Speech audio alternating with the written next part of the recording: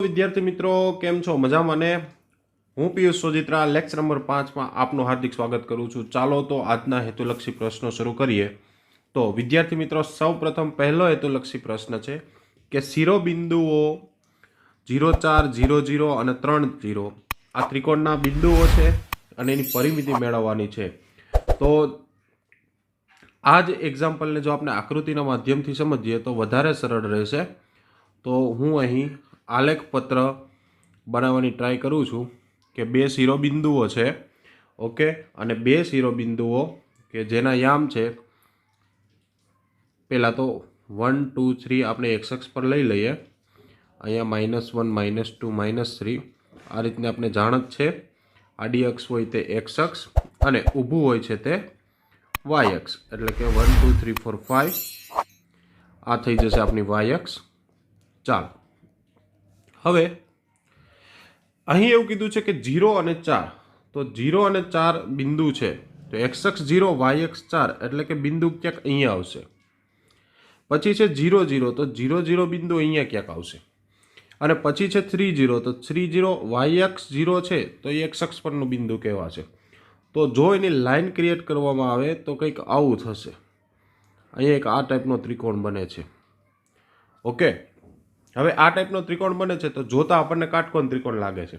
હવે આ જ ત્રિકોણને અહીં 0થી આ જે અંતર છે એ 4 બિંદુનું છે, એટલે આ 4 એકમ અંતર થાય. અહીં 0થી 3 એકમ અંતર છે, તો આ 3 એકમ અંતર થાય. તો જો આ ત્રિકોણને આપણે સાઈડમાં બનાવી દઈએ હવે, તો આ હતું 4, આ છે 3. તો પાયથાગોરસની ત્રિપુટીનો ઉપયોગ કરીએ તો 3, 4 છે એટલે 5 મળે. તો આ તો બધાને જાણ જ છે. ત્રિકોણને નામ આપી દઈએ ABC. તો પરિમિતિ એટલે ત્રણેય બાજુઓનો સરવાળો, એટલે કે AB + BC + AC. તો 3 + 4 + 5 એટલે 3 ને 4 7, 7 ને 5 12. તો પરિમિતિ કેટલી થશે? 12 થશે, ઓકે. તો વિદ્યાર્થી મિત્રો, આ વાત થઈ પહેલા એક્ઝામ્પલની. ત્યારબાદ વાત કરીએ નેક્સ્ટ એક્ઝામ્પલ. તો નેક્સ્ટ એક્ઝામ્પલ છે એને પણ આપણે આકૃતિના માધ્યમથી સમજવું પડશે અને આ ખૂબ મોસ્ટ IMP પણ છે.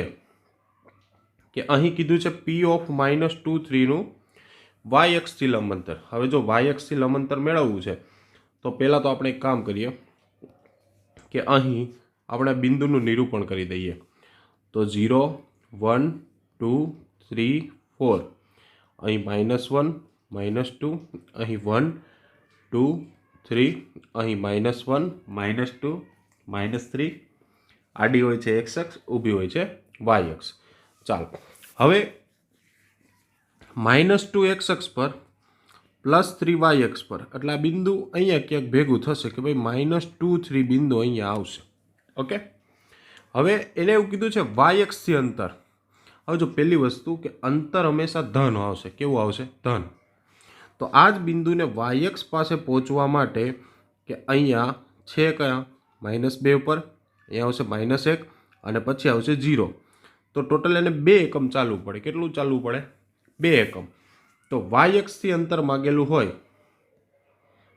વાય અક્ષથી લંબ અંતર, તો આપણે એનો એક્સ્યામ જોવાનો. એક્સ્યામ કેટલા છે?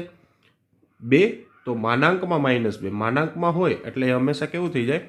પ્લસ થઈ જાય. અને જો ઇન કેસ એક્સ અક્ષથી અંતર માગે, એક્સ અક્ષથી અંતર, તો એક્સ અક્ષથી અંતરમાં વાયામ જોવાનો. તો એને વાયામ પાસે આવવા માટે ટોટલ 3 સ્ટેપ ચાલવા પડશે, ઓકે. તો 3 સ્ટેપ ચાલવા પડે તો એક્સ અક્ષથી અંતર આવશે 3. તો વિદ્યાર્થી મિત્રો, અહીં વાય અક્ષથી એનું લંબ અંતર છે એ થશે 3 એકમ. આ વસ્તુ ખાસ યાદ રાખજો, આ હેતુલક્ષી બોર્ડની પરીક્ષામાં આવી ચૂકેલો છે.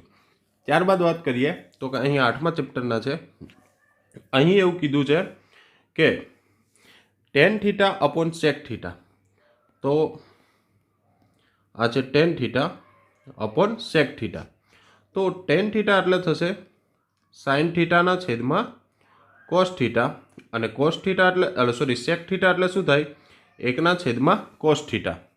તો બંનેનો છેદ સરખો છે, cos cos ઉડી જશે, તો શું વધશે? sin θ ના છેદમાં 1 એટલે કે sin θ, ઓકે. તો આનો આન્સર આવશે sin θ, ઓકે.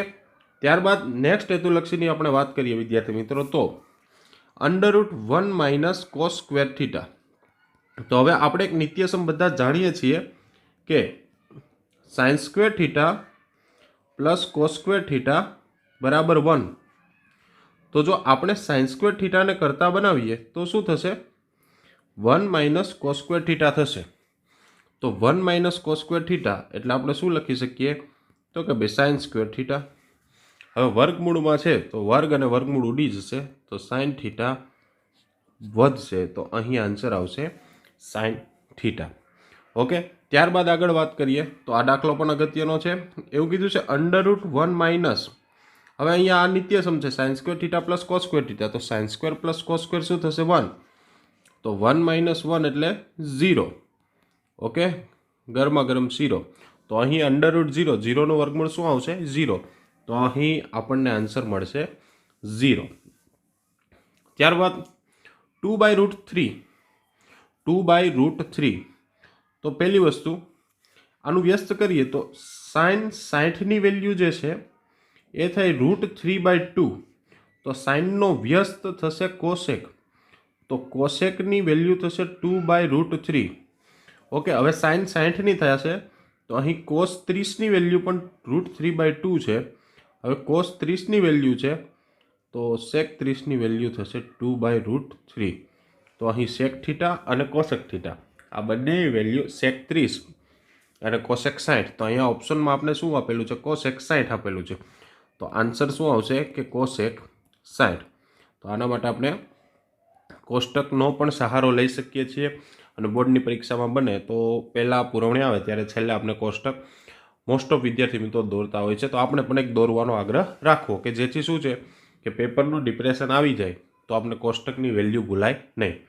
ત્યારબાદ આગળ વાત કરીએ તો 1 + tan² થીટા. તો પહેલું તો એક નિત્યસમ છે આપણી પાસે કે sec² theta minus tan² theta બરાબર 1. તો sec² થીટા એટલે શું થાય? તો કે 1 + tan² થીટા. તો 1 + tan² થીટા એટલે શું થશે? sec² theta into cosec² theta. હવે સેક જે છે એ કોસેકનો વ્યસ્ત છે, એટલે સેક એટલે લખાય 1/cos² થીટા. હવે cos² થીટા cos² થીટા જશે તો સર બધા આ શું છે? થીટા, આડાવડા લીટા. તો થીટા એક અગત્યનું વિધેય છે. ઓકે, તો cos² થીટા cos² થીટા જશે એટલે શું વધશે? 1. ઓકે, ચાલ.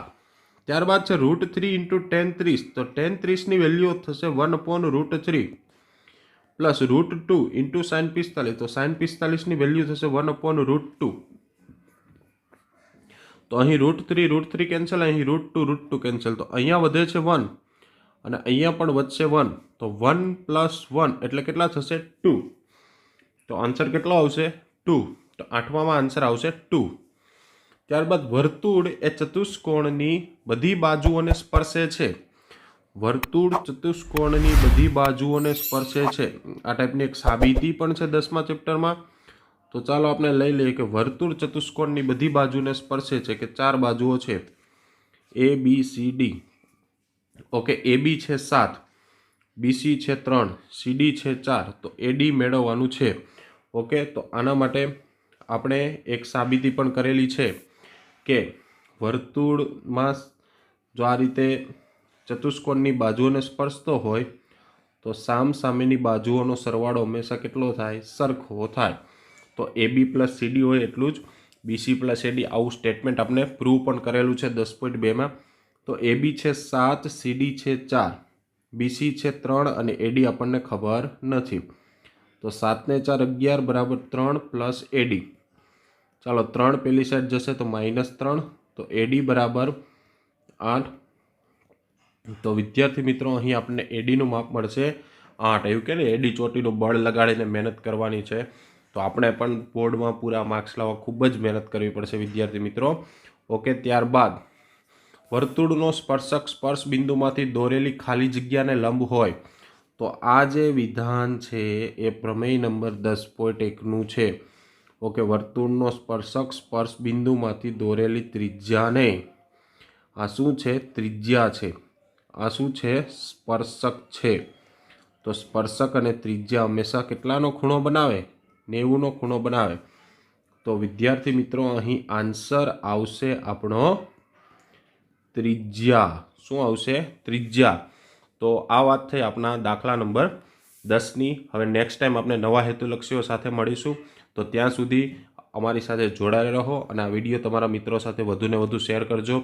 ઓકે, તો ચાલો મળીએ ત્યારે વિદ્યાર્થી. Good bye, take care and best of luck for your board exam.